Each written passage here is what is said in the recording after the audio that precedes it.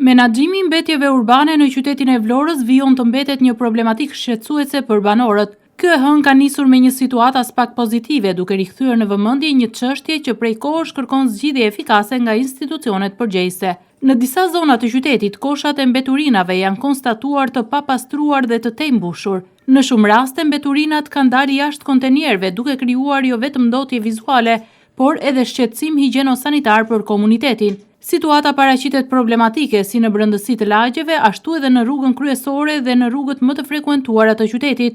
Pamjet që po ndiqni janë filmuar në zonën e rrugës së plazhit të vjetër, një nga akset më të rëndësishme dhe më të frekuentuara, sidomos gjatë sezonit turistik. Aty vjetër e qartë se kontenierët janë mbushur përtej kapacitetit, duke krijuar një panoramë as pak të këndshme. Problematika të tilla janë të përsëritura dhe kërkojnë ndërhyrje më të shpeshta nga shërbimet e pastrimit.